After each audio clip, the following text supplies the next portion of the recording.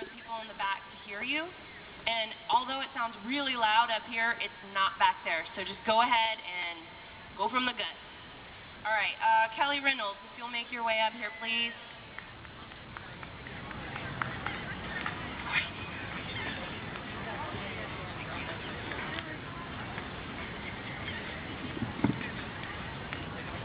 Good afternoon.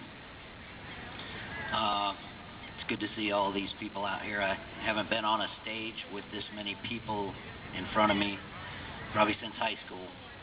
But I'm a small businessman from Destin, graduate of Fort Walton Beach High School, class of '77. Just a couple years behind Rick Horde. So I've known him since high school. But grew up in Destin as a fisherman. And I've now been a small businessman. I own a very small business, and when I say small, I mean I'm the only employee. And for 30 years now, and I have never seen our country in the situation that it is in right now. Our local area usually never feels the recession that the rest of the country feels, because we are a destination for so many people who bring money into our area. We don't normally feel it, and I have, in the last couple of years, felt a recession that I never thought I would in this area. I brought my poor man's teleprompter here. I wasn't really planning on speaking, so bear with me. I just got a few thoughts written down here. But what I want to say about this political situation is, I want to remind you that it is not a party-based issue. It is not Democrat, it is not Republican. Our government across the board, the major percentage of them are corrupt, and we need to fix that. And the only way we can fix that peacefully, like Americans should, as we set the standard for the rest of the world, is to do it through the ballot box. No weapons are necessary other than your voices. And to make your voices heard at the ballot box is the American way. So I urge everybody to get out and find out about these candidates, and whether they're a Democrat or they're a Republican, find out who they are as an individual. Find out their track history. Find out their record.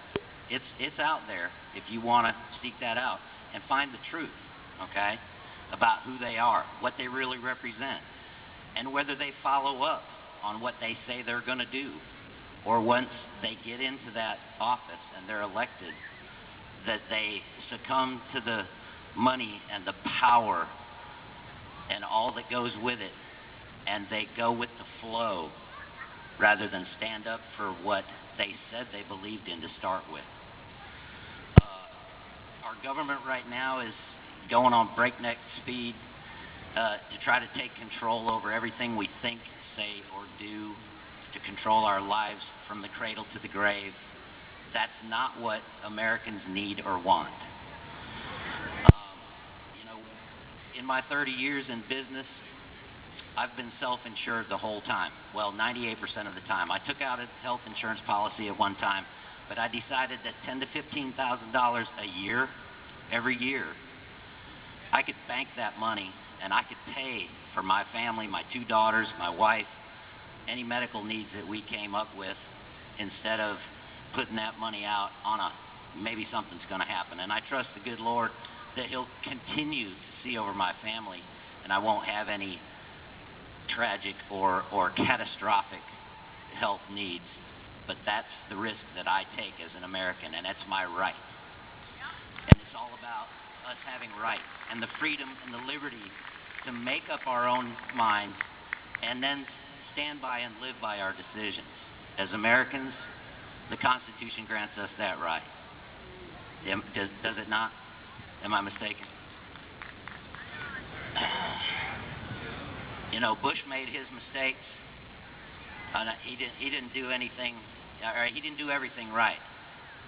But in the 8 years that he was in office, our new president and his administration, and it's not just our president, it's his whole administration, the people that he surrounds himself with, they have done more damage in the 1 year that he has been the commander-in-chief than Bush did in the whole 8 years that he was in office.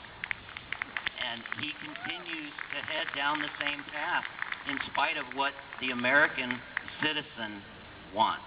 The, you know, the legal American citizen, you know, we're footing the bill for all the illegal American citizens, their health care, their education, their everything. And granted, you know, human beings have a right, but when it comes to us supporting somebody else's right to step on our own liberties and our own freedoms, that's where I draw the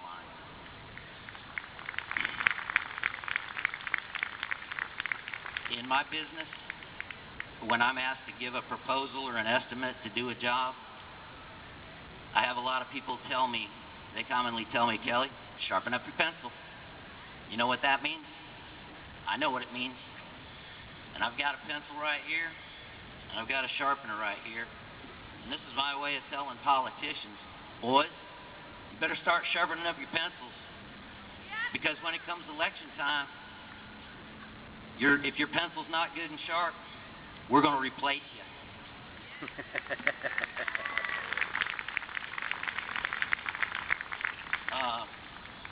In closing, I'd just like to say that what this whole thing is about life, liberty, and certainly the freedom to pursue happiness and not be a slave to the government. Thank you for this time to speak. God bless you.